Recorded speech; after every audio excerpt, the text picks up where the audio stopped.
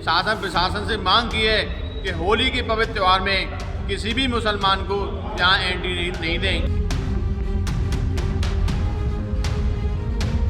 ये लोग प्रसाद में मिलावट कर देते हैं, कलर में मिलावट कर देते हैं, कलर में केमिकल मिला देते हैं।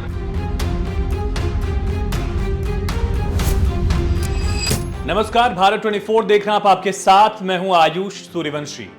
होली का त्योहार जिसका इंतजार सभी को है और इस इंतजार के साथ ही भारत में ही लोग इस त्योहार का इंतजार नहीं करते हैं, बल्कि देश दुनिया से लोग होली खेलने के लिए भारत आते हैं। और खास करके मथुरा वृंदावन की होली में तो विदेशी भक्तों का भी सैलाब उमड़ पड़ता है।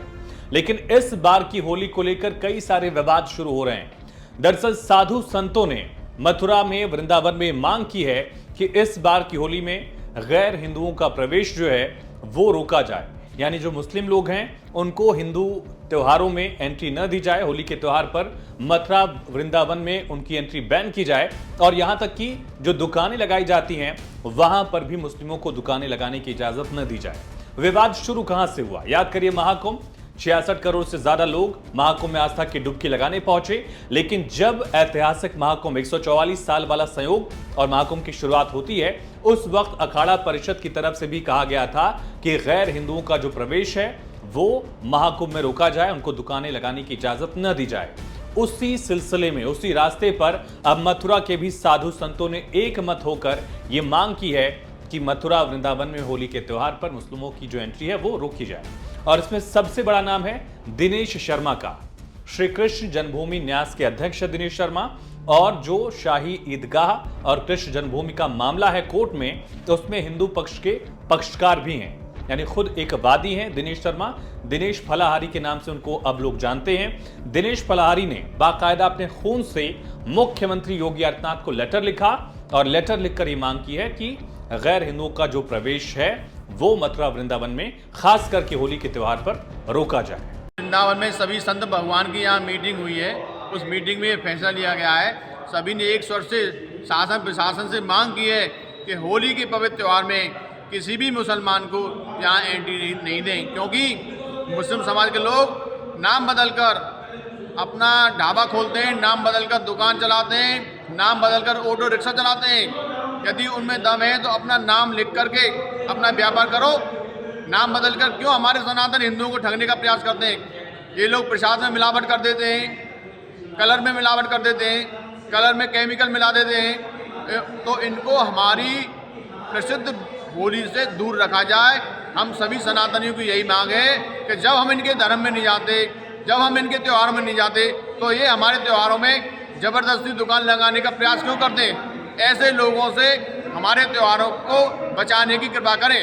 हालांकि हमने भारत 24 ने जानने की कोशिश की कि बाकी लोगों की राय किस तरह से है। मथुरा वृंदावन के वासी या जो श्रद्धालु यहां पर पहुंच रहे हैं वो इस पूरे मामले को लेकर, इस मांग को लेकर किस तरह से सोचते हैं। इस पर मिली जुली प्रतिक्रियाएं सामने आई हैं। कुछ लोगों का मानना है कि जिस तरह से दूसरे धर्मों के जो पवित्र स्थल हैं, चाहे वेटिकन सिटी हो, मक्का मदीना हो, वहां पर जब हिंदुओं का प्रवेश नहीं होता है तो हिंदू त्योहारों पर भी इस तरह से दूसरे धर्मों के लोगों को प्रवेश नहीं मिलना चाहिए। जबकि दूसरे लोगों का यह मानना है कि होली का जो त्योहार है वो सद्भावना का त्योहार है, वो एक भाईचारे का त्योहार है। इस वजह से इस त्योहार पर सभी को मिलजुल कर एक साथ ये त्योहार मनाना चाहिए। इस तरह की प्रतिक्रियाएं, इस तरह का रिएक्शन जो है वो लोगों का सामने आया है। और इसी तरह से एक मौलाना शहाबुद्दीन रजवी का भी रिएक्शन सामने आया।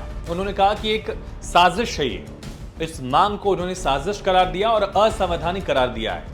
कहा पूरी तरह से एक धर्म का बॉयकॉट करना ये भारत के भाईचारे वाले पहलू के खिलाफ है और गैर संवैधानिक है। शहाबुद्दीन रजवी ने इस तरह की मांग की मुखालफत की है, विरोध किया है और अपनी कड़ी प्रतिक्रिया उन्होंने दी है। दुकान पर प्रतिबंध लगाना ये ऐसी परंपरा पड़ चुकी है कि इसकी शुरुआत कुंभ के मेले से हुई।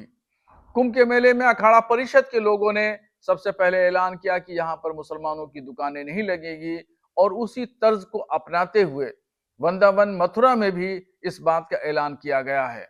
ये सरासर इंसाफ के खिलाफ, जमहूरियत के खिलाफ, संविधान के उसूलों के खिलाफ ऐलान है। और इस तरह की अगर परंपरा पड़ेगी तो हिंदू और मुसलमानों का जो भाईचारा है वो खत्म होगा। अब देखना यह है कि क्या साधु संतों की इस तरह की जो मांग है उसका असर होगा।